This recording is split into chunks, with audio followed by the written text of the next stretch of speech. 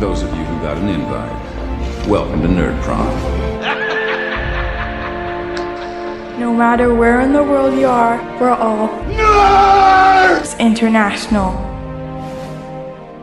With the hyphen. Nerds International proudly presents.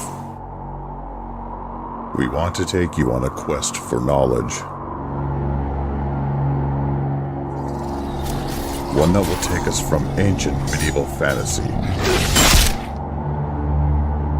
across the far reaches of space to the distant future. To many savage worlds.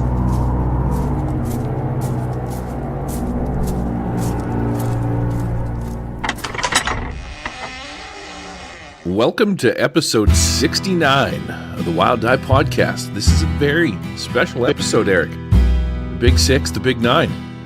That puts me on the top, you on the bottom. Sometimes we'll flip over. You be the ding to my dong, the yin to my yang, fruit to my loops. Yeah, episode 69. This is a podcast dedicated to Pinnacle Entertainment, Savage Worlds, aimed at beginners and veterans alike. What's going on, my sweet little bottom? Wow, all class. Yeah, it's going. We got a packed episode today. We got some guests. You might have heard about them because we've been talking about our campaigns, mini campaigns that we've been running, Irongate and Rippers. So I decided to invite the rest of the group over so they can share their own experience with a new edition so far. Nice. Who are they? Because I don't think I've ever heard of them before. Well, you might have, because, two of them have been on the show before, just a few episodes back. Uncle Jay is back with us. Hi, Jay. Oh, yeah! It's my Gary impersonation. Really? Oh, awesome. Yeah. Well, from last week. Macho Man Savage to start the day. That's awesome. Yeah, so Jay's been playing with us, and I'm sure he's got some opinions there to share. Also, he's been, I think, on a few episodes, a review episode, at least that I remember. Matt Stark. Morning, Matt. Morning, guys. Yeah, it was just the one, High Space versus, I can't even remember the other setting. Nemesis. Yep, that's the one. And the other guy, he's been playing with us. He's known in our circle as the Gaming Ho, because he'll play just about anything. Daryl Caxier. Morning, Daryl. Morning, all. And that, I guess I kind of live up to my moniker that I play in all kinds of games at different area codes. So, yeah, I'm the Gaming Ho. First time in this show, and this looks to be exciting. So yeah, we'll get back with them later. But first, we've received some feedback about last episode, especially the Stan incident. Goodbye, Stan. Rip Stan. So Greg Bruni says, I just thought I would add my 2 cents worth for whatever it's worth about the demise of Stan the Boy. I agree with Eric and Harrison that it seems to have been a misunderstanding in play styles. I have sat at a table and had a GM describe something and wonder if I should blurt out an action or if I'm supposed to keep quiet. In the past, some have blurted out, and I noticed a disappointing look on the GM's face. So I think it was a misunderstanding. Interesting. So he's saying it's my fault then. All right. Nobody really gives a crap what Greg thinks. Moving on. Yeah, he also says, P.S. I don't mind the long-winded game event explanation. Hearing about games and gaming in general is why I listen. Thanks, guys. Wow. So, yeah, even though you took like 30 minutes to explain something that maybe took only 5 minutes, I guess Greg likes it. Nice. I take back all the bad things I said about Greg. And then John Steve says, great pod, guys. The Stan incident, like Eric said, it seems like the players just couldn't see Stan in any real danger since he was a large part of the story. And if this is the first time you've sucker punched them, they weren't prepared for this change of GM storytelling. You've turned a corner, my friend, and your players will stay alert to this type of dark betrayal in the future. You've taught them a valuable lesson. GMs are not to be trusted. See, John Steve, there he goes knows trust. Yeah, John Steve knows my true heart, my true calling. Just pay close attention to John Steve's letter because we're going to be doing some gaming here in the next little while. Not today, but soon I will be DMing for the lot of you because it'll be my turn. Just remember the Stan incident.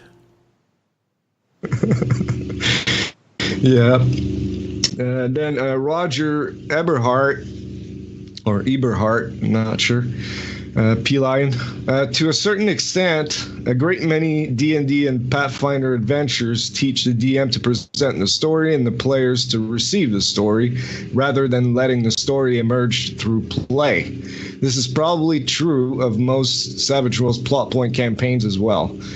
I'm leaning more and more towards interesting settings with cool locations and NPCs that have strong motivations and conflicts, but no implied story. Something like Hot Springs Island. I don't know what that is. I think this might be another reason for the OSR movement. Dungeon crawling doesn't have a predetermined story. It's all on the players to be proactive.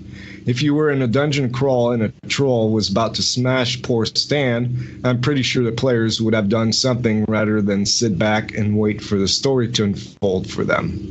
What do you think? I was trying to find out what Hot Springs Island was all of a sudden.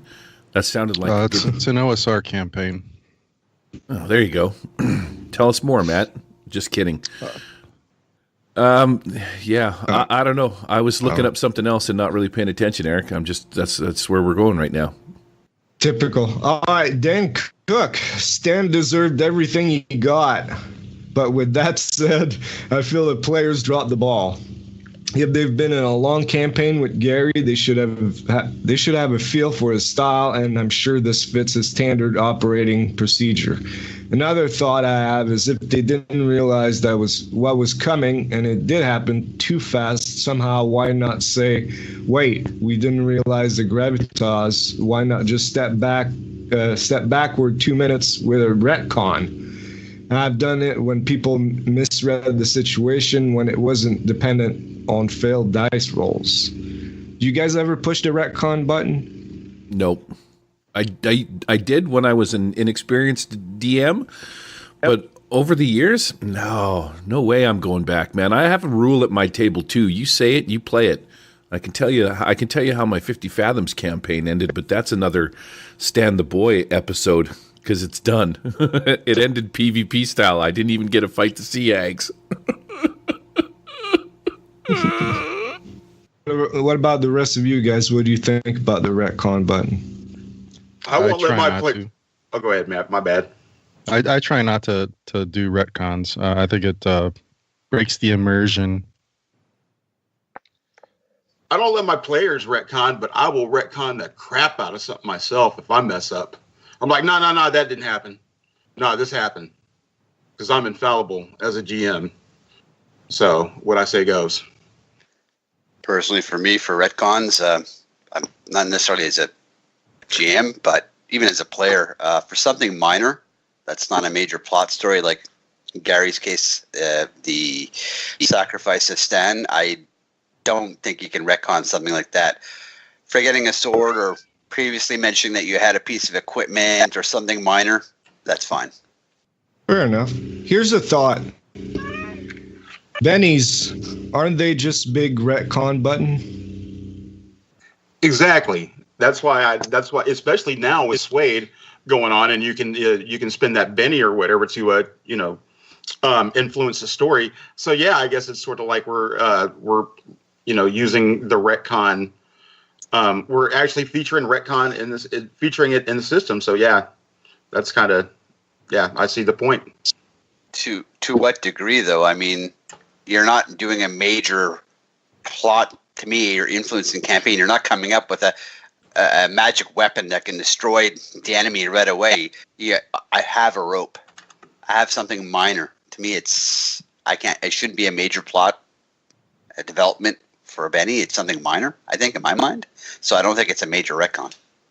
My humble opinion. So if you miss hitting the big bad guy and you spend a Benny, that's not retconning? No, it's not. It's not in the way that it is in Savage Worlds, because what happens is in Savage Worlds, when you go to, as soon as you go into combat, the game stops. I walk up to the big bad ogre. Which one of you guys is dingling your dangling? Is that Uncle Jay? I think he just muted himself. When you walk up to the big bad in Savage Worlds, things stop. I'm going to go up and I'm going to swing at the ogre.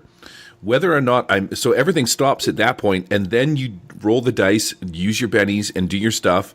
And then once you resolve the dice rolls, that is when you pick the story back up with whatever the dice explained happened, essentially, is how it works. So if I swing and I miss, I spend a benny, I swing again. And then, now that we have, now that you can change your damage, you can spend a benny, you do all that stuff, and then you resolve the situation, and then you resume your story and carry on. So you're not actually going back and changing anything. Stan actually died, so to retcon Stan, I would have to go back in time and bring him back to life after he was just already dead. And I should rephrase what I said earlier. Like, I'm not saying that sometimes retconning, it helps. It will do a thing. But in the case of Stan, I wouldn't retcon Stan's death. That's an emotional kind of punch that I wouldn't want to take back. And I will say in my defense, I did kill off Equius. Like, when they went down the gullet, he was the only one that was willing to go up the water spout to go see Tressa the Red, and he failed his strength check and fell from 100 feet onto the side of the boat, where he split in half and his claw shot across the friggin' deck and took out Cass, one of the, whatchamacallit. She got impaled by his claw. So it's not the first time I nailed anybody. But anyways, that's why bennies aren't retcon. Yeah, that's how I see it too. But I remember there was a time where I didn't look at it this way, and I'm sure a lot of GMs don't see it that way. I think it's a shift in thinking and looking at the system. One more thought I have about Stan, because while I was quality controlling that episode, like a couple times through your story, Gary, you kept saying that. Since the beginning, or almost since the beginning, you wanted to kill Stan. I wouldn't say want. That sounds a little harsh, I'm just going to say. Let's say that I made an attempt or two. Okay. Just phrasing. No, I'm just saying. It seems like it was a telegraph move that all along you wanted to kill Stan for emotional, sensational purposes. Okay. Well, yeah, if you're going to come at it from that way, but... You attempted to kill him a couple times and they didn't see it coming. Right? Remember, this is a 6-month campaign, so... All right. Well, thanks to all these people. John, Greg, Roger, and Dan, for your feedback. We love that stuff. Yeah, and let us know what you think about the retcon thing from Dan there. Would you retcon in a game? And do you feel like bennies are a retcon button? I just want to finish off by saying I didn't mean to imply that an inexperienced DM would use retcon. In some situations, it is, it is the thing to do. But what I simply meant was that back in the day when I didn't have the skill set that I do now, I might have retconned. But yeah, I just don't want Dan to think that I was calling him an inexperienced dungeon master. That wasn't my purpose or my intention. Thanks, Dan. Well, that's what you did, though. Wow, I hate you so much right now. I thought you were my yin to my yang, bro. Dan's gonna hate you now. All right, so a little bit of news. There's a Kickstarter going on right now. The Savage Sign. So it's I think it's like a kind of magazine. I pushed a button, the pledge button on that one. I know a couple of you guys have done so as well. Jay, what do you think of it? What are you excited about with this Savage Sign? To me, it looks like Savage Worlds is getting some sort of like quarterly publication as far as like getting different settings and getting different what they call Savage Tales and getting different other items as far as other people producing other Savage Worlds content. And I took a look at the Kickstarter and what they're offering up in the campaign here, and it looks like we're getting 128 pages for the PDF. And then they're including 4 different settings within the PDF. And so just right out of the gate, you're getting 4 different settings. You're getting something like a super setting, like a post-apocalyptic vampire setting. It looks like another sci-fi, looks like mechs and psionic setting. And then I think we're getting like a Revolutionary War type, actually not but French Revolutionary setting. So I know that you Cartiers and you Lamoureux will get a kick out of that, you Frenchies. Right. Yeah, French Revolution, which will tie in with the rest of the show. We've got between the covers, I'm going to review Powder Mage, so you'll see the tie-in there a little bit. But yeah, Savage Sign, man. 4 mini settings, creature features, Savage Tales, produced by Sigil Entertainment. That's Aaron Acevedo. If you don't know who that guy is, he's one of the art directors at Pinnacle, so you know it's gonna look pretty cool. They also have reward levels for like digital packages, right? Like maps and tokens, that type of thing. So that's pretty cool. Mm-hmm. I gotta say, it looks pretty interesting. I like the fact that there's 4 settings in there. I mean, for a magazine, and I particularly like the virulent one. That one having the the vampires. I believe it's zombies, and I can't remember. I think it's werewolves all coming out at the end of the world. It looks like a really interesting setting. It's French Canadians. Wow. So hard on the poutine-loving folk. I have some questions here about this deal. So I went in for the $12 PDF. I'm trying to sort of refrain from buying too many things. I have so much stuff that I haven't played yet anyway. So here's my question. It does say all unlocked digital stretch goals. So I'm guessing anything that we get past, the $6,000 when we start is what I'm going to get, because there are some things that are still digital, but I guess they're not digital stretch goals.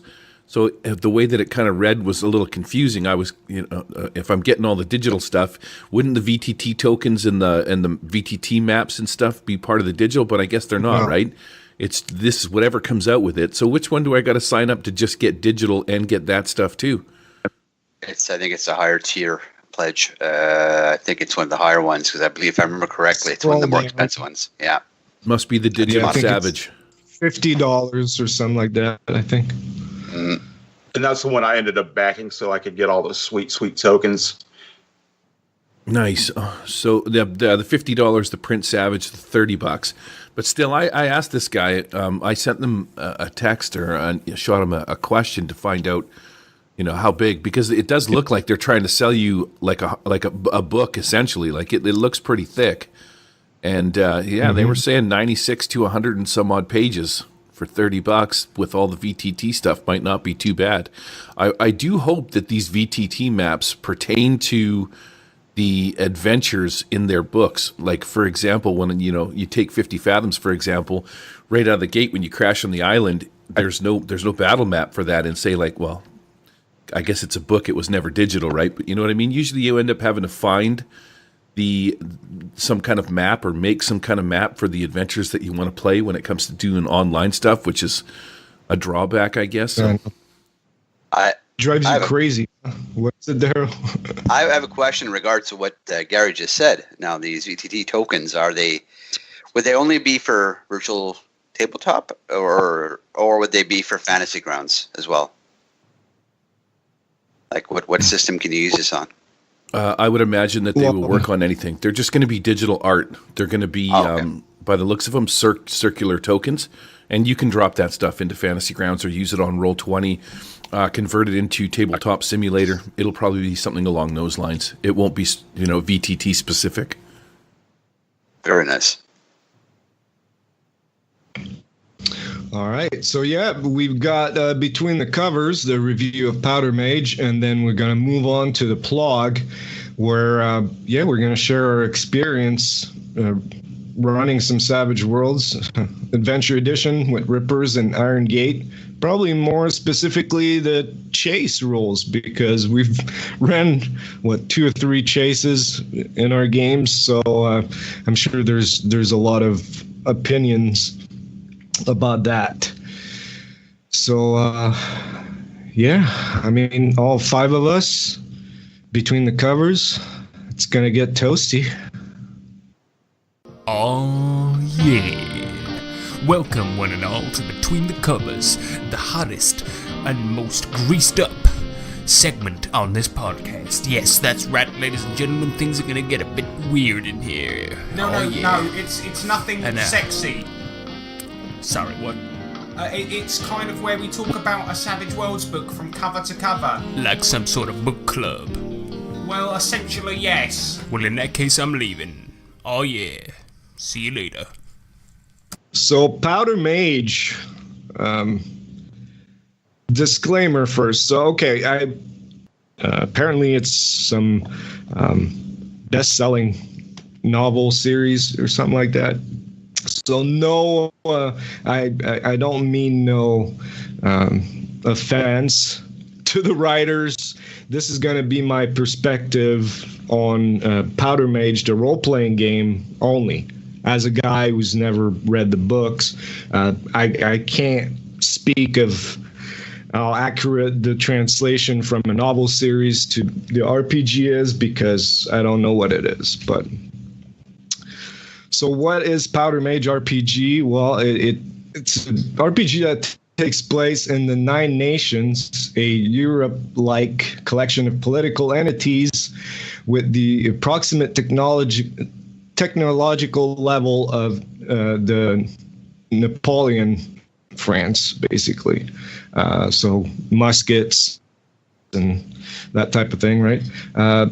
Like that era in our own history, a recent series of major wars have destabilized the region and caused a ripple of revolutions across the entire world. So think fantasy, but with black powder level of technology, with a lot of political turmoil in there. So this is written, of course, by Brian McLennan. He's the author of the book series, and there are additional rules by Alan Barr, so published by Gallant Knight, that you may know from Tiny Dungeon, Tiny Wastelands, and for Savage Worlds, I think, they're the ones doing the Monster Hunter International book as well. So they score a bunch of big IPs there, so good for them. And this is 137 pages in 6x9 format, so that cute little format. I like that format. You can get the PDF for $14.99 or print on demand, $24.99. Now that was also kickstarted, and Matt here pledged for that Kickstarter, got his rewards, and his copy, as we found out, is different than mine. Did you get the soft cover or the hardcover for that? I got the limited edition hardcover. What about the POD? How is that?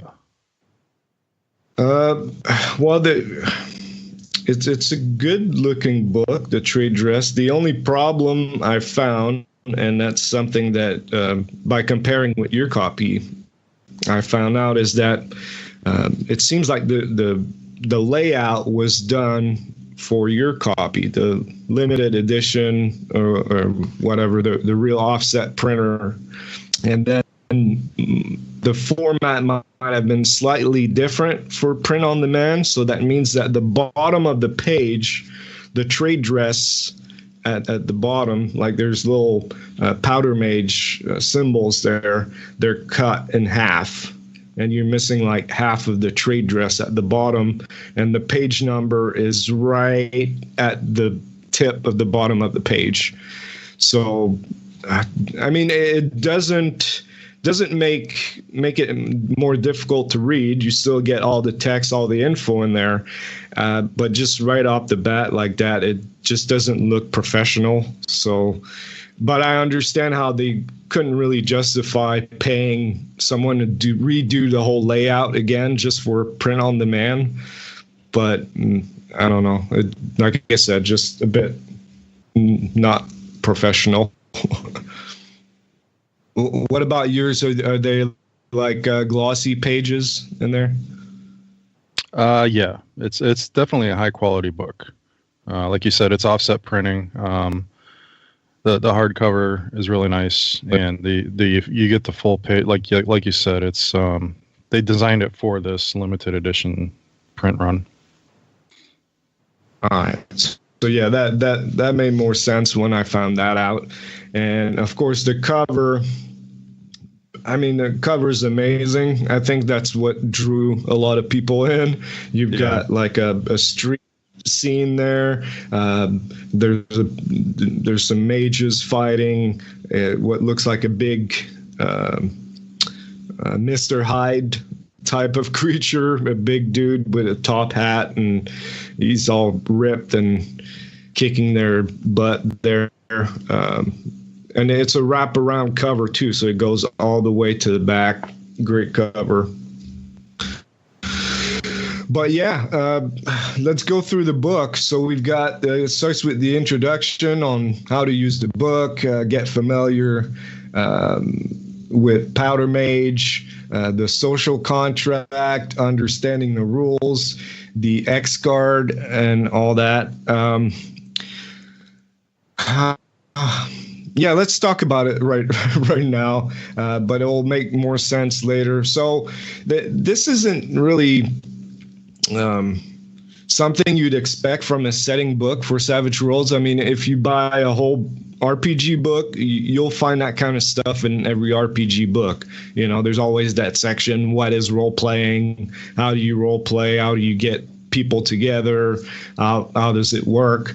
But I don't know. In a setting book, I don't think it should be there. I mean, it takes, 9-10 pages out of the book just for that. What do you think, Matt? Let me just put it this way. The first time I cracked open the book and I started reading it, I got to the X card section and I threw the book across the room. Wow. I put it back on the shelf for about 6 months and came back to it, and I forgot about the X card section. I started reading it again, and I came across it, and I closed it and put it back on the shelf again. This section literally pissed me off so bad that I didn't want to read the book. Then I forced myself to read the book because I was going to do a review on my blog. And once I finished it, yeah, I wasn't happy with it.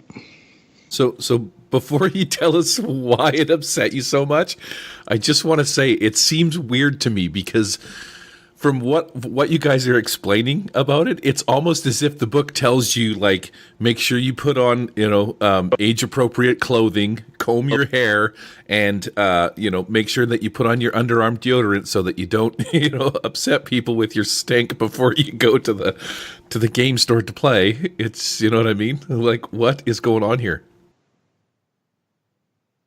So pretty much what I'm getting at right now in that little blurb, even though I didn't read it, is pretty much like the how to not offend gamer. Is that what I'm getting? It's the X card. It's telling you what the X card is, how to use it, why to use it. I mean, they dedicated nearly a whole page just to the X card. Now here's the thing, though. I can see a merit in the X card in the fact that, if you're playing with a bunch of strangers and it's people that you're not familiar with or whatever, then you can go ahead and then, yeah, maybe. But I think overall, and this is where I'm probably going to, catch some flack here, and maybe have a different point of view than a lot of people. But and I think as far as like con games go, when you're playing with a stranger, I think, you know, and people don't expect or people don't know, you know, what you're about as a GM. And, you know, and you start going off and somebody's like not really comfortable. And then they go ahead. That's sort of like a mechanism for them to, you know, to say that I don't feel comfortable. However, though, I think everybody should just have a dialogue before you sit there and do this. It's like, hey, my name is so, you know, I'm so-and-so. My name is J Raz and I use dirty language. You know, I'm not going to talk about this, and this, but if something bothers you, just let me know and I'll go ahead and move it aside. But, you know, some people don't feel comfortable about even having that dialogue. I think that's where the X card comes into play. However, though, I play with a bunch of people that I know already, so it's not something that's really kind of factored in. Also, too, I don't really talk about, you know, everybody else, you know, anything that I talk about in the game, you know, everybody's going to be kind of cool with anyway. So, I kind of agree with the spirit of the X card. It's all fine. Your group wants to use it. You don't want to use it. It's up to you. But if I'm paying top dollar for a gaming supplement, I want it to be about the gaming supplement, not some other valid or non-valid, you know, X card thing. I mean, if anything, I wouldn't have it at the beginning of the book. I'd have it at the end. And I don't know why it's in the book. It should be something, an entity unto itself. I mean, if I'm paying the money for the book, I don't want other stuff in it. I just want gaming information. I agree with that totally. Maybe there could have been like a supplement or something. Say, hey, you know, this is how you don't piss people off. This is how you don't, you know, this is how you want to be a little more inclusive as a gamer rather than be exclusive. You know, let's not be a neckbeard or let's not be a grognard or whatever. Which I can kind of you know see why, but it's not needed in a setting book. That's something off to the side, or that's something totally ancillary than just a setting book. And that's J Raz's opinion. I didn't read the book, so I'm shutting up now. I mean, whether it's valid or not, that's fine. It's up to everybody's perspective. I just don't think it should be in the book per se, especially if you're paying money for it. Why didn't they put recipes, you know, for how to make mashed potatoes or something in the book as well? It's a completely separate thing, right? It's weird. Yeah, I mean, I don't think there's anything harmful at all with this section. You know, times have changed, guys. I know we've been playing for a long time, but there's a new generation, a more inclusive generation, and this is part of it. And I don't think there's anything bad about about the X card movement and all that stuff. I just and you'll find out why I don't agree with putting that in the book later. But yeah, I don't want this to turn into a whole X card discussion. Maybe another episode. So after that part, then you get to the character creation section. So all the characters are human, but they're different cultures. So every culture gets their own little starting packages, which is basically how other races work with Savage Worlds. So you get die types and a couple skills to start with. Each culture has their own. They're going through them. They don't all look real well balanced, but I mean, that's not that big a deal. And then you get a new skill called the Third Eye. And so you use this skill it's kind of a detect magic type of skill where you can find out if someone has an arcane background and which one it is, that type of thing. So, and then you get 3 new arcane backgrounds and 1 new edge, the Mage Breaker, and we'll get to the arcane backgrounds later, because I mean they're described in this section, the mechanics for them, but you don't find out really what they're about until later in the book. So I'll jump to that then. Then you get the setting rules. Now here's one I found interesting. It'd be I would like to try it at some point. It's called the changes to shaken rules. So with this setting rule, when you fail to recover from shaken, you can act this round, but you act as though you have taken an action, so you get a multiple action penalty for it. So I think that's pretty cool. Reading it, I don't know how it works in play, but I like the idea of it. Yeah, it sounds like an interesting twist. Yeah, I mean, maybe this is the way it should have gone with before they changed the shaken rules years ago. Instead of removing that part, just make it a multiple action. You can still do something, but you get a -2. So I don't know. And then they have setting rules for the equipment because of black powder weapons. Basically, all that setting rule is that if you roll a crit fail, your weapon jams. So pretty simple in the sense that, only 2 setting rules to change the rules. Then you get a nice world map. I mean, I think that map looks pretty great. What do you think, Matt? Yeah, the world map looks good. Wasn't there also like the nation map too? Yep, you get that too. So that island with the 9 nations, but you get the whole world map that's got an old like 14th or 15th century cartography style there in black and white. Yeah. Pretty cool map. That's how you start the nations chapter. This is a big gazetteer. It's 68 pages describing all these nations, the 9 nations, basically, and then you get even more about the colonies, that type of thing. All right, so here's the thing with gazetteer. It's always a hit or miss for me reading them. It's like an encyclopedia type of narrative there. So the writing is a bit dry for each nation. At the end, there's a section called, let me look it up here, current schemes. So this is the part where you can get like adventure hooks, rumors, that type of thing, where you can create your own campaign. But I mean, it covers a lot. It covers the geography of that nation, their military, the sorcery part of it, the recent history, the kind of people that live there. So it's really comprehensive for each nation. I have to admit, I only read about 3 of them out of the 9 because it was just, I just couldn't get into it. And I think you stopped at 1, Matt. Yeah, I read the first one, Adro.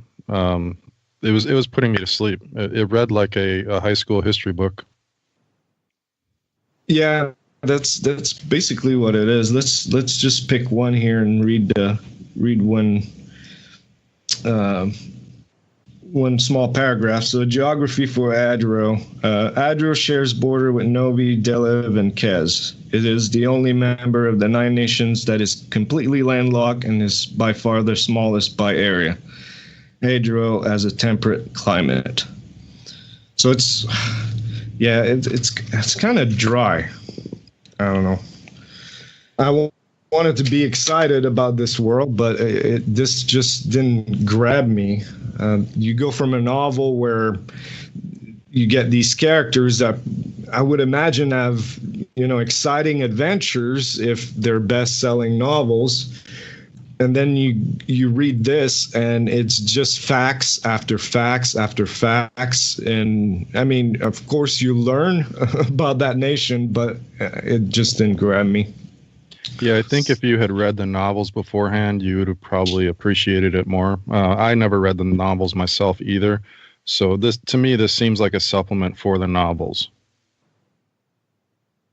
Yeah, I agree. Kind of coffee book type of thing, where a companion to your novels to know where everything's located and get more information. All right, so yeah, the arcane backgrounds. So you have sorcery. These are what are called the privileged. What they do is they can look into the else. The else is like another dimension where magic is, in a way, and they can manipulate the else. And they do that while, I think that's pretty cool, while wearing runed gloves. Without the gloves, if they try to touch the else, like, they get burnt. But with the gloves, they can do that, and then they can kind of drag the magic from the else, and then, influence the real world. So you get the blast power to start with, and then one other power. So this is kind of like the elementalists, battle mage type of arcane background, from what I understand. Mechanically, you also start out as seasoned with 20 XP, but you don't get to spend these advances. Which is weird. They just say that you spent these 4 advances just to get this arcane backgrounds. So you don't get to pick any other edges for those 4 advances, which is kind of weird. But in a way, what it allows you to do is to pick higher edges, of course, from now on, because you start as seasoned. This isn't all that different from the Veteran of the Old West, if you've played Deadlands. It's kind of like that, but yeah, mechanically it works a bit different. Then you have the Knacked. So these people basically have one special power, odd power, like you can find water, that type of thing. You get so you pick, instead of having powers, you pick from a list of powers. You can have one where you're charming, so +2 charisma, because this is still deluxe, of course. One where you move faster, and I mean they give you a big list, but tell you that if you want to come up with something else, you can work with the GM to make it work. So basically, it's an arcane background that gives you the benefit of an edge. Now, this is where it gets kind of weird, because I don't think they're balanced all that well. There's one called Steady-Handed. And if you pick this, listen to this. Once per round, if the character does nothing but concentrate, he or she can remove a wound from or cure shaken status from a target they are touching. So immediately my mind went to, let's say you've got this guy, he works for an army, and all he does is stand, and then after a battle, everybody just comes to see him, he touches them, and then they heal them. Or you've been going through a grind, some type of dungeon crawl type of thing. Everybody at the end of the round is like 2 wounds, 3 wounds, 1 wound. Everybody's really, really in a bad spot, and that guy just touches them and removes all wound.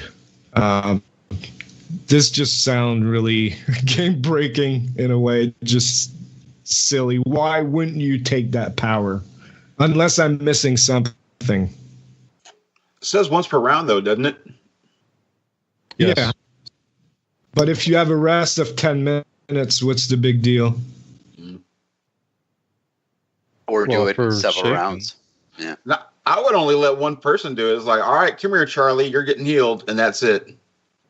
Imagine having 2 of those in your group. Yeah, but that's the only mystical power that they have. They have to select one from a list of 21. Yeah, there's a list, and then when you take that arcane background, you pick one, and that's the one you stuck with. You don't get to pick more as you level up. It's your knack. This is what I do. I'm kind of a healer, and I've got steady hand, and I heal people. It makes the healing power totally obsolete. It makes the healing skill totally obsolete. If someone in the group has taken knack, they'll never, unless they get killed in one shot. I mean, and there's a rest after after an encounter, they'll be able to heal everybody back up to full health every time. But wouldn't the golden rule still apply? That's what I'm thinking. It might be limited to one wound only. I think that's how I would rule it on my table. I'd make it one person. And then I'd make the other people have to fight for it. It's the aim of wound healing. You have to concentrate for a round. Really focus on that wound. Yeah, so... And then we move on to the Powder Mage itself. So here's another thing, too. Obviously, like I said, this is a best-selling novel. It must be really cool. But when they describe the Powder Mage to me, that's where my kind of suspension of disbelief sort of dropped. And I think this plays a big role as to if you're going to, whether you're going to enjoy Powder Mage or not. So a Powder Mage is someone that consumes black powder to influence, well, everything propelled by black powder. And it can also ignite gunpowder at a distance. So reading that, I get Wait a second. You have to eat it? Yes. Consume. It says consume. God. What? So when I heard consume, I get this image in my head of Gary Busey snorting gunpowder, and his face is all black, and he's casting spells and stuff, and that's where I kind of disconnected. I think maybe it's just a juvenile me, but I just couldn't get behind that idea. They also have to they have to have a success on a vigor test afterwards, or else they puke or something. I don't know. OD. This sounds a lot like doing drugs. It sounds a lot like cocaine. I'm just saying. Yeah, it does. Do a couple lines of gunpowder on the table, your credit card. 20 years ago, when I was a younger man, I could have probably cast some spells after doing some drugs. Just saying. So yeah, I mean, if you think that idea is cool, I guess you can enjoy the rest of the book. For me, it was difficult after I found that out. But I mean, you read their powers, what it can do, and it's kind of cool. I mean, you think about igniting barrels of gunpowder from a distance. You can kind of change the direction of bullets. All that stuff. So you're thinking, right, blast power or burst power, deflection, bolt even. But that's not how this arcane background works. Instead of using the strong foundations of powers in Savage Worlds, they give you a whole page worth of what it does. Like Matt said, every time you consume, because you don't have any power points. If you want power points, you have to consume the powder. This gives you powder points. And then you can spend those powder points to trigger some powers. When you've consumed a gunpowder, like you get a boost in die types.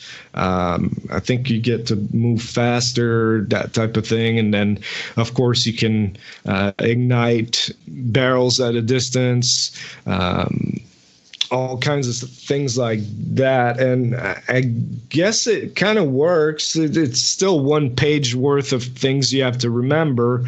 The problem is that some of these powers, they don't seem complete. Like there's one that says when you ignite the gunpowder, it's as the burst or blast power. So you can just go and see the blast power and use that. But the other ones, you can like boost the die type for shooting or something like that for someone, but it doesn't say what the distance is. So do you have to touch the guy? Do you have to be within smarts die type, that type, So instead, I think it would have worked better if they had just used a list of powers. You can use boost and lower trait, but just shooting. Then you can use the burst power. You can use the blast power. You can use deflection. I think it would have worked better that way. Instead, it's a bit clunky that arcane background works, and there should be like a list of edges to make you better at what you're doing, like power edges for it, because I mean the game is called Powder Mage, so there should be a lot of options for the Powder Mages, but there really isn't. So are they called powder points? Yes. They so your power points are powder points. That's the thing. I'm getting a grandma world vibe all of a sudden. Like, you don't retain the points though. You lose every 10 minutes. You lose 1 point. Yeah. So when somebody made Grandma World or whatever, it was just that somebody had misspoken, and I'm feeling all of a sudden like that's where Powder Mage came from. They're sitting there playing whatchamacallit, and the one guy's like, "Oh, I ran out of power points," and his little daughter runs up. He's like, "Daddy, you got no powder points," and boom, all of a sudden you have a setting. No, I don't think that's how it started, but I'd like to think so. It'd be funny that way. All right, like a couple more things. Well, wait, what's that, Gary? I was just going to say, we're kind of knocking on it. I haven't read any of it myself. It sounds a little weird, but I will say one thing. Back in the day, I used to read all of the Forgotten Realms books, and they are super helpful when you're trying to do something along the lines of maybe understand this setting. If you're interested in playing Powder Mage, just from personal experience, I would recommend going and getting the books and reading the backstory first, and then see if that is something that sparks your imagination, because you can ascertain a lot of details from reading the actual books, like Dritz, for example. You read any of those books, he goes from place to place to place. There's some really good books on Waterdeep and different things like that. So maybe the books would be helpful. Maybe the books would solidify this a little more than we're doing, so to speak. Just cracking jokes. I agree, actually. That's why I started at the top of this review with a disclaimer that's saying it was just my perspective on it from someone not having read the novels. So I can't see how that works. But I was hoping that the book would give me enough to maybe want to read the novels, or it would be enough. It would stand alone to run a campaign for this. And so far, I'm just not convinced. Well, so far, it seems like it's just made you not want to ever use the X card. Well, I got to give props to Matt for, the second time he picked it up. He actually did physically put it back gently into the bookcase. It didn't go flying across the room, so good on you. So after that, you get 5 pre-gen characters, and another disappointment. So novels are about characters, and I was hoping to find interesting characters in there, but all you get, so it's 1 page of 6x9, right? So it's already a really short page. And then you get basically half a page for each pre-gen, but it's just 1 stat block. And to make it look like it takes more room on the page, they've put charisma, pace, parry, and toughness on different lines. So you get a name, and his name is Powder Mage, rank novice, then his attributes, his skills, his hindrances, edges, his gear, and then you have background, and it's blank. So I'm not really learning about interesting characters that could be played in this setting, because at the beginning of the book, I don't think, or maybe I missed it, but there are no like archetypes. Usually in a Savage Worlds book, you'll find like a list of maybe 20 typical characters that you'll find in this setting, but there's none of that. So you get 5 of these pre-gens that are basically just a stat block put together, no portrait, no background on this character, no name. So yeah, Bit disappointed. Yeah, it's a bit uninspiring, but it is enough to get you started. All right, so after that, you get 4 short adventures. I mean, we're talking Savage Tale length here. And again, I read them, found them a bit uninspiring. And there's also some inconsistencies because they don't give stat blocks for the NPCs that you fight. They'll say like the attackers are extras with a shooting of D6 and their rifles deal D10 damage. So I thought that was weird, D10 damage for rifle. So I went back and looked at their gear section. They have a gear section with all the black powder weapons. And I searched for a rifle. I found a flintlock rifle, which is closest I could find on page 21, and this one deals 2d8 damage. So, I mean, I've never seen ranged weapons deal d10 damage. So this tells me that maybe they need a better editor, technical editor for the rules. It just feels inconsistent to me. And then you have go ahead, Matt. I was pretty disappointed when I read the adventures, and they have named NPCs in there, but there's no stat blocks for them. I mean, those are wild cards. Why wouldn't you have stat blocks for them? Absolutely. Especially if you're going to take the time to actually write down names for them and not do anything else. Yep. And then you have a further reading section where, they list all the novels that you can read to get into this setting. Like Gary suggested, that's how you'll find out more about the setting. You got the Powder Mage trilogy there. It starts with Promise of Blood. Then you have another series, Gods of Blood and Powder, and then you have novellas and stories also. So there's quite a bit there, and then a page where you can contact Brian McLellan. Sorry. And then a nice little character sheet there. I think it looks great looking character sheet and an index. Thank you to backers. That type of thing. So, all right.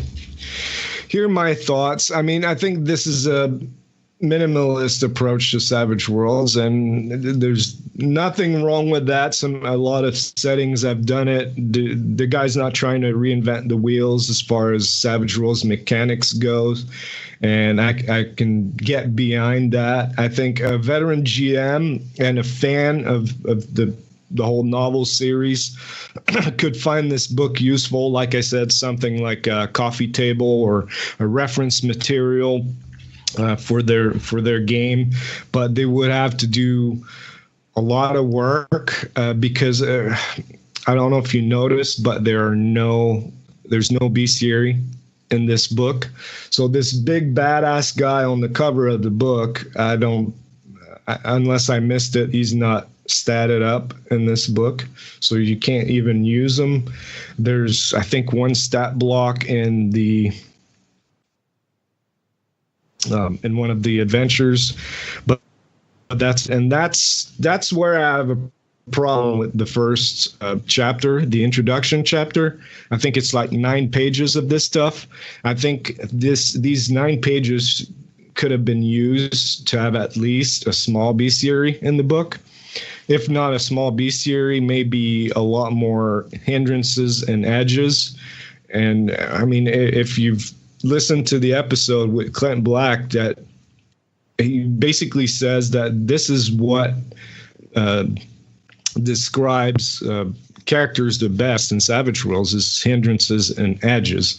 And you only got one new edge in this book, no new hindrances, nothing like that. So maybe use those 9 pages instead for more material like that. Other than that, I think, a newcomer to Savage Worlds might feel like a lot of stuff is missing, like they don't have enough to run their own games with, and these mechanics give the setting more bite, I think. As mentioned before, the in-depth gazetteer yeah, that makes it a good coffee table type of thing. But it was a bit long-winded. Maybe cut that in half at least. The information, give more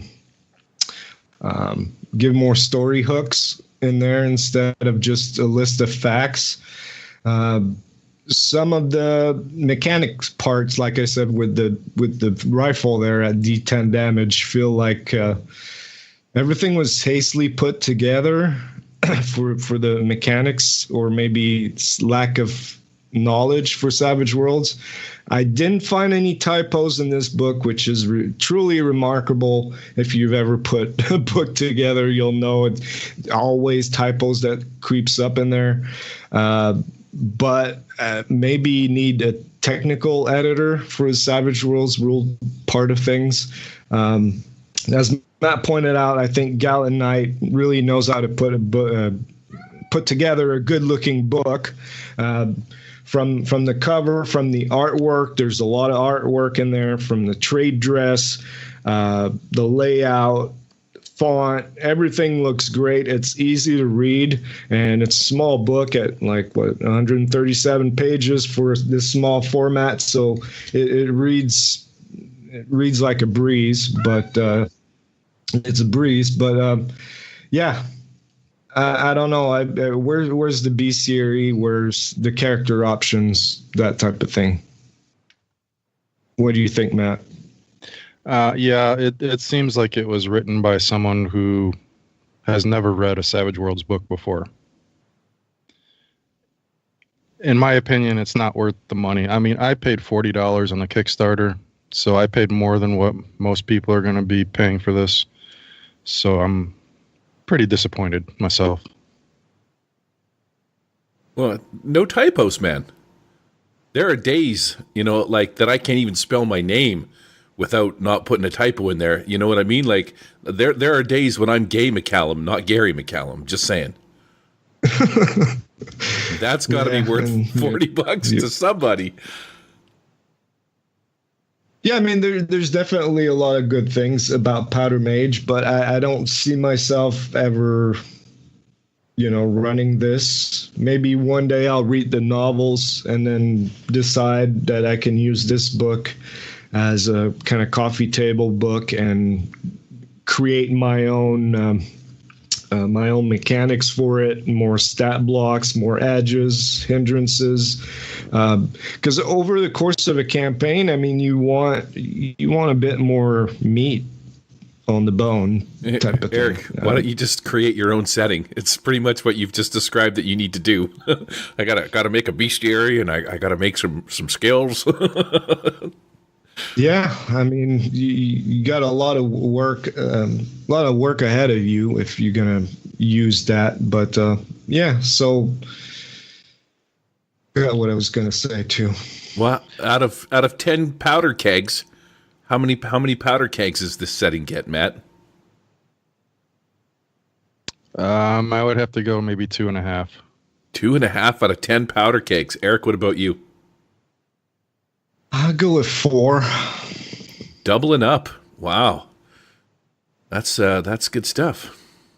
If one thing, it's the setting is weird enough that I want to go pick up one of the novels and read it just to see what the novel's like. Now, hopefully, there's no X card section at the beginning of the novel. Yeah, you don't want to throw it away. But yeah, I just remember what I was going to say, because I was looking at the reviews on the drive-through RPGs, and there's discussions there going on with customers and the writers.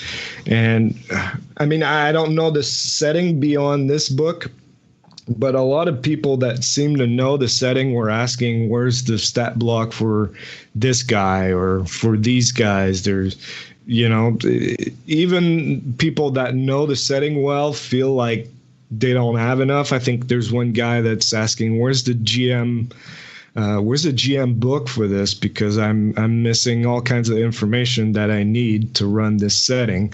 And like I said before, this is a best-selling book. It's got to be exciting, but where's the exciting character options beyond the 3 arcane backgrounds? There's nothing really interesting in there, exciting. So, all right, we talked enough about this. Let's go to the plug.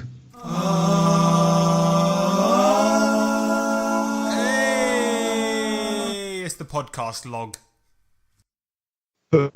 So for this section, I thought I'd ask the guys because, we've been running those 2 campaigns. We've got quite a few sessions under our belt already. And, but there's one aspect of the rules that I think we should focus on a little bit because we've tried them quite a bit. I think we've ran 2 or 3 chases. Last week I couldn't make that session, but looks like you guys ran a chase there too. So I want to start with Matt because Matt told me that before in Deluxe he didn't run any chases with those rules, but now he wants to learn them, get better at them. So I think hopefully he kind of likes them or want to like them. So what's your perspective on the chase rules as a GM first and maybe as a player because you've experienced both sides of it? Well, the old chase rules were so abstract that I just didn't want to deal with them at all. And then when I saw that they added stuff like maneuvers and they clarified how it should be run, I really like the way it's set up. Last time my problem is I don't really like reading digital PDFs all that much. So when I'm in a game, I want the physical book in front of me so I can reference it. And the last time when I ran it, I didn't have anything printed up, so I was kind of fumbling around. So I want to like these rules. I think they seem like much more fun. Well, what you struggle with the most is finding all the information in the middle of the chase, like the maneuvers, the out of control table. That's exactly it. I would want like a GM screen kind of a thing that has all that information handy, or like a cheat sheet or something with everything. Yeah. Right. Well, what about you, Jay? What do you think about the chase rules so far? Coming from Deluxe, so I couldn't wrap my head around them in Deluxe. I mean, I could see where they were a little bit. You can see where they were flexible, maybe, and see where they were sort of like, okay, we're going to go ahead and do a chase, and so these might be a little quick to use, where we're just going to be okay, one card and something's going to happen. Where I'm sort of a visual. If there's more of a visual component to something, I'm going to grasp it a little bit better. And the fact that the chases actually have that card deck that you actually, that little card track or whatever, where you lay out the 9 cards and it says, okay, when you get to the 5th card over here, something like that is something, something's going to happen. It's possible that these guys are going to catch up to it, or the rocket's going to explode or something like that. And the fact that they actually have more of a visual representation with the chases now, I kind of dig, where they didn't have that before. The setup makes it much easier to grasp. I agree. Another thing too that I dig about the chases is now it's just like the driver's not going to be the only one just getting in on action. Now that everybody can take a turn, and it's not just like, okay, you can you might be able to shoot out the tire and you're in a vehicle. If you got one guy riding shotgun, you got 2 people in the back. When you got one person who can easily do, support the driver, like either throwing persuasion out there and saying, "Hey, you're doing a good job, man," or you can throw common knowledge, like, "Okay, if you can hang a left turn right over here," or you can, or you can even, you even have somebody, even in the case when we were playing Wise Guys, you can have somebody even test one of the other, one of the, I guess the enemies. Or you got somebody who can taunt them or whatever, or as a distraction or something. I like being able to do that. I think that's pretty cool. What about you, Daryl? Having I've never actually done a chase in the deluxe, but having experienced it in the newer version, SWADE, I gotta say, like Jay, I like the visual representation. I had the visual aid is awesome with the cards, and at least it reinforces what's going on in your mind because you can actually see it. I think the maneuvers are really interesting, and you can move ahead. You can, if you're fast enough, you can escape. If you're 4 cards ahead, if you're 4 positions ahead. Now that's specifically to the driver, but all the other, if there are more passengers inside the vehicle, they can all participate, whether it's to somehow boost the driver or perhaps to distract your opponent drivers or even exchange fire. They can actually target the other drivers. There's so many different options you have that I think it's really interesting. I think it adds a lot of flavor to the game. I'm a fan.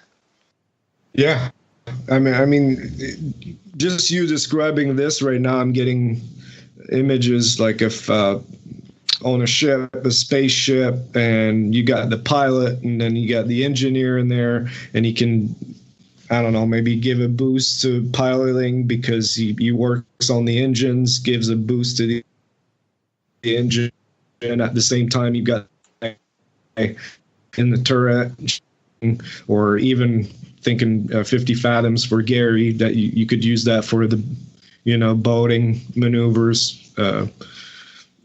Just the fact that everybody can contribute, and everybody's involved in this, of course, using the support rules, or they can do their own thing on the same card too. Because the way I look at it is the chase are mobile combats. So you can use all the other rules in the book, like combat and the tests, but then you add the maneuvers, and then you have the table for out of control, the critical hits.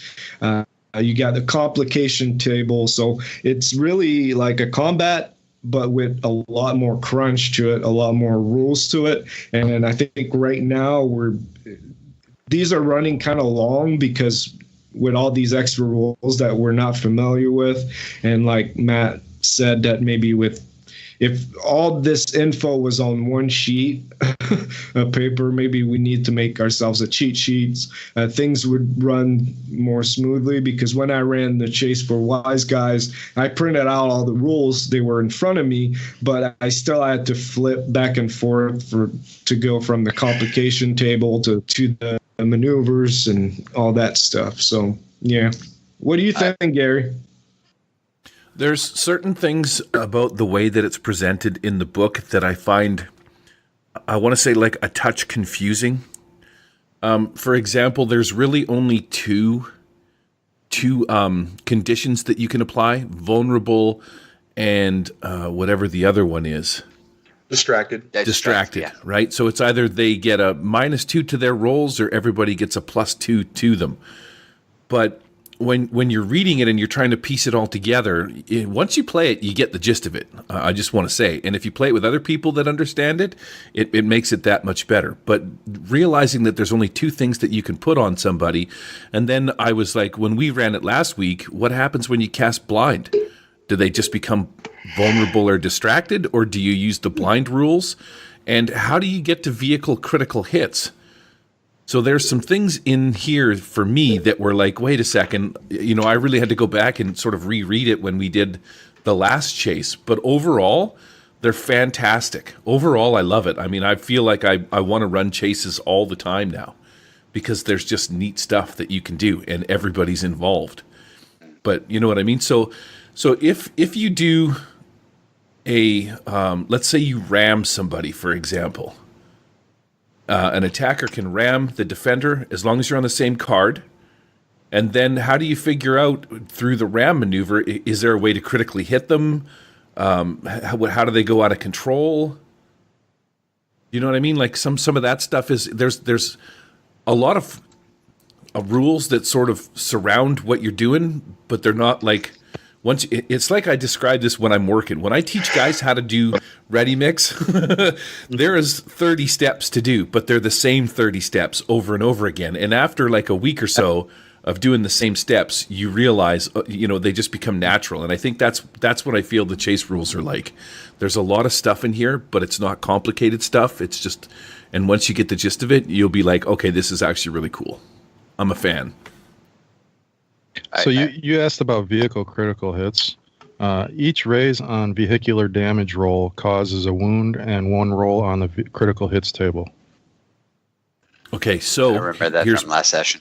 Here's my question. Now you have to know when you're doing a chase how tough the vehicle is that you're driving. Is that what we're at? Mm-hmm. So now you have to have that, which is one thing that we haven't had. We've just said we're in a car and they're in a car. We have never actually used. Well, I didn't give you guys the actual vehicle stats, but I had them. The toughness of the vehicle you were trying to destroy or evade was 14. Okay, so that would make a lot more sense. When we did it with Eric, when Uncle Jay was trying to whiz on the windshield or whatever he was doing, and I was puking in a bag and trying to throw it on them, I don't remember the toughness of the vehicle coming up during that, but that's probably because we didn't actually try and do anything to the vehicle, I would assume, now that I'm thinking about it. No, it was Daryl. Daryl was the one who was actually it wasn't Daryl. It was Jamie who was the one who was shooting. We were the one trying to do, test out, like do the new tests or whatever for SWADE, and I think that's what we were focused on. And so I know I made one of the drivers vulnerable, and I think you made somebody distracted, and so I think that's how it worked out. Where Jamie was the only one who was really shooting and applying damage to the vehicle. That's correct, isn't that right, Eric? I was driving. That's right. Right. Yeah, that's what I remember. And it's kind of difficult to hit a moving vehicle because you got the unstable platform and -2. And for that scene in Wise Guys, because it was an urban environment, there was a further -2 penalty. So trying to hit something was really difficult. The cops chasing you guys were trying to hit a tire, so they had -2, and then another for called shot, trying to shoot the tire, which was basically impossible. I mean, unless you have a lucky roll, but it didn't get to that. But yeah, Matt's right. I mean, for every vehicle has toughness, and I think for collisions, depending on the top speed of the vehicle, there's damage in there. There's a section, unless that changed. I don't remember, but yeah, you apply damage, and you can also get. You can go out of control, like if a driver is shaken, I believe they go out of control, and one of the results for going out of control is an automatic critical hit as well. So that's 2 ways to get critical hits, which is basically like the injury table for characters, but this is usually optional. It's an optional rule, a setting rule in Savage Worlds when you get the gritty damage. But when you play with vehicles, all the vehicles have critical hits. So that's one added level of crunch there.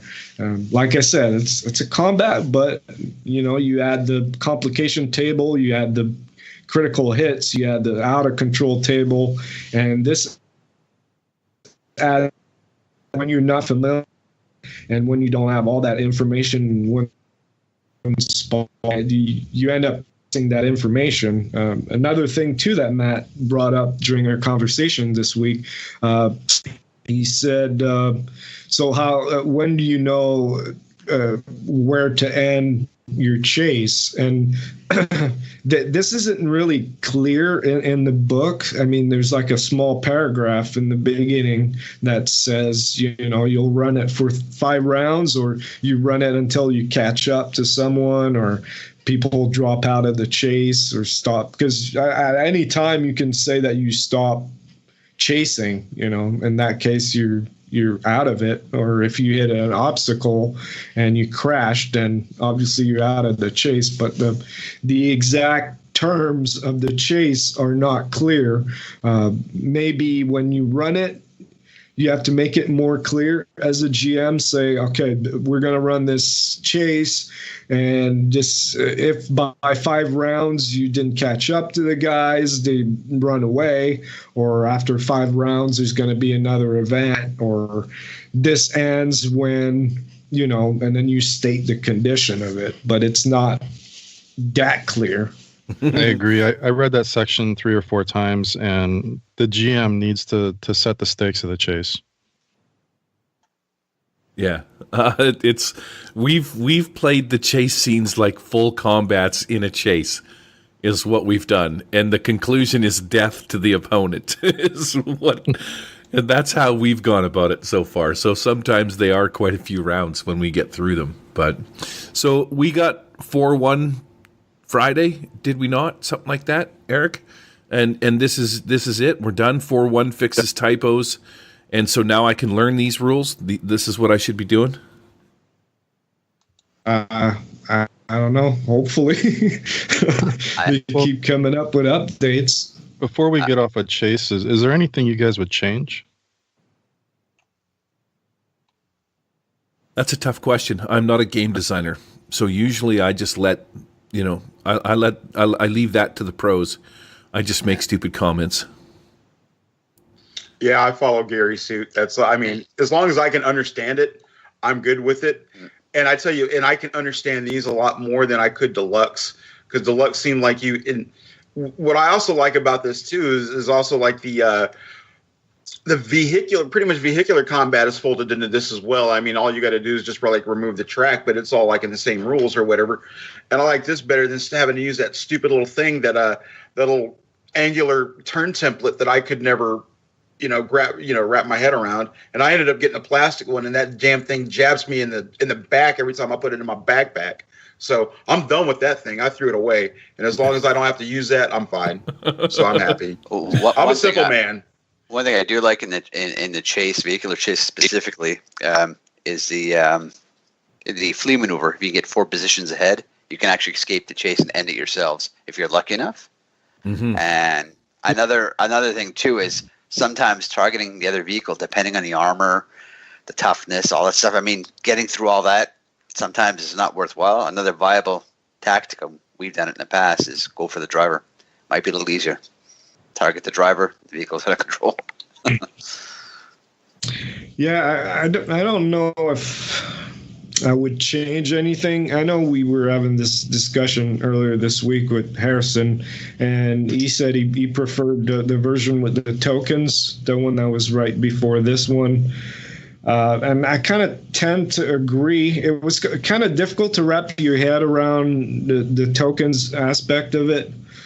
And I think the cards fix that, where it's more, it's less abstract. But I don't know. Like I was telling you guys, I think we've just been running too many chase scenes where maybe it wasn't really warranted. Like we could have ran a quick encounter instead, or maybe a dramatic task, which would have been faster.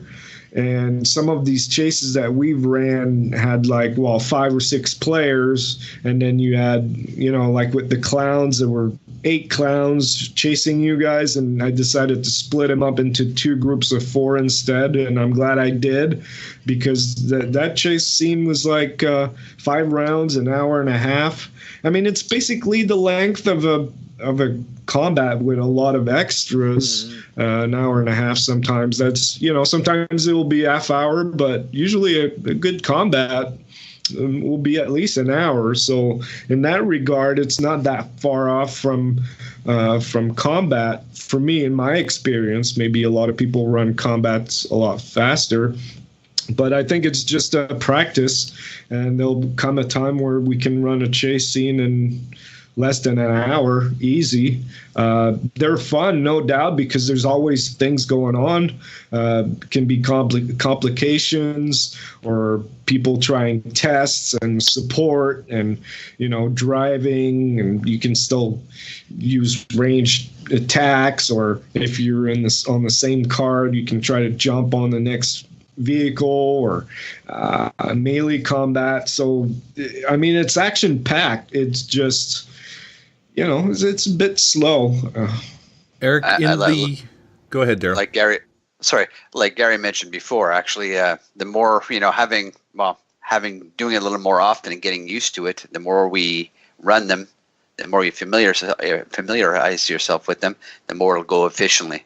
And I think having the cheat sheet that was mentioned before, having a visual, like the little, like a DM screen, I think Gary mentioned, or something, some sort of handout, will make it a lot quicker. I mean, I think the more we do it, the more we get used to it, the more it's going to get better. In the tokens version, did you have complications? Yeah, you had complications too.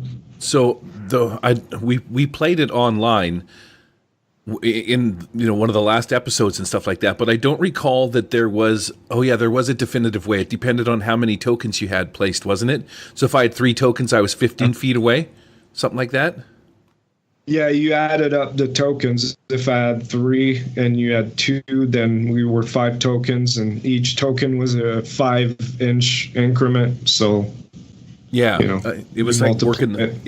So that's why I was saying in this one here, if you once you lay down your 10 cards or whatever to start your chase scene, not only do you have the representation of where you're at compared to other people in a linear fashion, but you also get, what I like about it is the complications part. If you're dealt a club, depending on what card you're on, that suit makes something happen to you. I like that in this one, and I don't recall that being in the tokens one because there's no suits. But I guess maybe if you just dealt a club. Anyways, I don't remember. That's why I like this one better. This iteration is my fave so far. I'm with you, Gary. I couldn't really get my head around like moving the tokens. That seemed a little too much like flipping story points Genesis style for me or whatever when they were doing that. But now it's sort of, okay, you got 9 cards laid out. Okay, I'm going to land here on this clubs, and crap's going to hit the fan. There you go. It makes, I'm able to wrap my head around it a little bit more. That's why I like them. I think the only thing that I might change is how range increments are implemented. They're giving numbers to each square in between the vehicles or the people. I would just say that if there's 1 square between, it's short range. If there's 2 squares, it's medium range. 3 squares is long range. I think what they're doing with having numbers for it is for actual tabletop use. Well, not just that, but because that's how it worked with the deluxe rules. You were either at short, medium, and long range. But why they changed it, I think I read it somewhere. One of the designers explained that by putting an actual range between each card, it makes using certain weapons better. Because a short range with a rifle and a short range with Derringer are 2 different things, right? Or, a missile launcher, it's different. So that way you get the actual range. Same with powers, how far are you exactly? Some powers now are just like, smarts range, but it doesn't say if it's short, medium, or long. So, but I don't think it would be a big deal for you to do that, to say that 1 card is short range, 2 cards away is medium, 3 cards is long, 4 cards is extreme range, because there's extreme range now in SWADE. So wait, so what is smarts range? If you have a D8 in smarts, you have 8 inches of range? Correct. You got 8 inches, like buddy. Oh, yeah. 8 inches of range. So then go there. That 8 inches is short range for that, or is that the maximum? Not according to my wife. That's the max. If you want to add range to it, you have to use them power modifiers to increase the range. Which I think is either double or triple. Yeah, it's +1 for +1 for medium range, +2 for long range. So you were asking whether or not I would change any of the rules, and that is what we just discussed with the rifle and the handgun ranges is the exact reason why I never really look at rules. Leave that to the game devs, because unless that came up nothing in the chase rules strikes me as odd, where I look at it and I go, well, this is just dumb. But if I had played with rifles and handguns, I would have been like, okay, this is dumb, and immediately would have struck me that something was wrong. But, yeah. Anyways, let's wrap this up, man. Yo, motherfuckers, you all best back up. I always got a gun, I always come strap up. This ain't a game of pool, it ain't no time for no rack up. It's the motherfucking time for the motherfucking wrap up. Anyone who disagrees will get smack up. See me back in school when I shouldn't have learned to add up. Found a gun on the floor, instead I picked that up. Anyway, sorry, I'm motherfucking back up. What I'm trying to say is it's time for the wrap up. Yeah, this one goes out to all the ladies and all the men out there. Everyone in the front row, grease up. Yeah. I think we can have the guys again to talk a bit more about other things. But I think it was a full show. The chase rules definitely is the thing we've spent the most time on. I think in regards to the mechanics anyway. So it was good to pick your brains about it. So thank you guys. Oh, thank you, man. It's always a thanks pleasure for having us. Thank you, Eric. And Gary. That'll be $5, please. Checks in the mail. Gary, you want to give us some contact info there, please? Oh, I totally want to give it to you, bro. Give it to me. All right. Contact info. You can email us at thewildeye@gmail.com. Are we still? We're not on Google Plus anymore. Why does this say Google Plus? That platform is like deader than my grandpa. Yeah. We're on Facebook. I don't know. I'm not on Facebook. You guys should not be on Facebook. Don't let me tell you not to be on Facebook. This is going to be kind of a long, drawn-out contact info. YouTube. Are we on YouTube, Eric? I don't recall us being on YouTube. Who wrote these contact information things? These seem like a gigantic lie to me. We've been on YouTube. We're even on Spotify now. What? Say what? All right. Well, why isn't that in the show notes? The Wild Eye Podcast. What is this? You're already listening to the Wild Eye Podcast. Contact info. Contact us at the Wild Eye Podcast somewhere, somehow. You can get us over at MeWe. I do know that much. That's also not in here. These show notes really stink, Eric, and they should be rewritten. I think you copied and pasted these from episode 13. We are part of the Nerds International community. If you want to come and mingle with us, you can catch us over at MeWe, which is where generally all of us hang out. You can also catch us or get us on Twitter at The Wild Eye, where Eric will respond to you lovingly, maybe send you a gentle caress or something along those lines. And if you like what we do, throw us a buck over at Patreon. That also seems to be another dying platform. Maybe just send the money directly to Eric so he can skirt the IRS. I didn't say that out loud, and that'll probably get cut. But you can get us over at thepatreon.com/The Wild Eye. And then we're going to insert a jingle where we thank all of our patrons.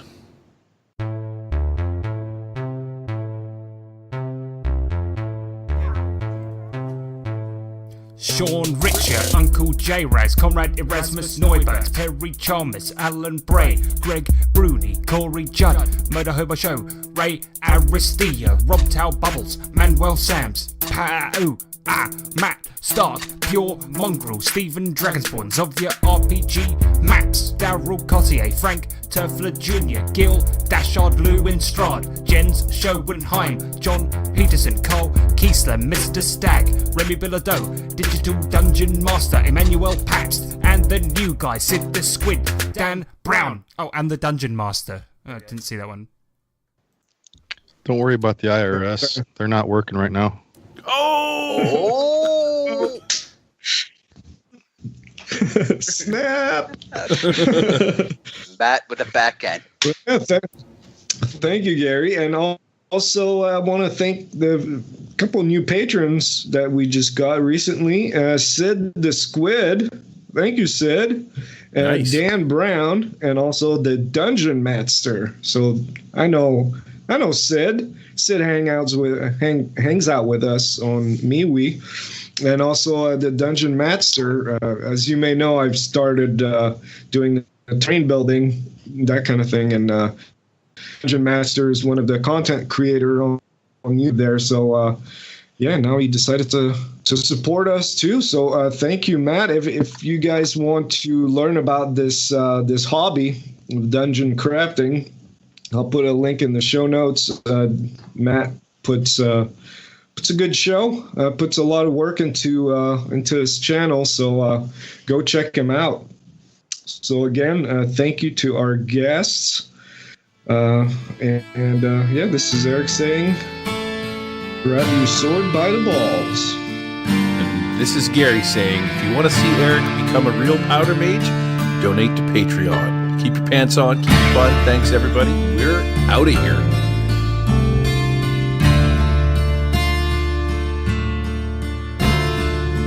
The Wild Die Podcast is not affiliated with or endorsed by Pinnacle Entertainment Group or official Pinnacle licensees. Any of the products mentioned on our show or appear on our website are the property and copyright of their respected owners.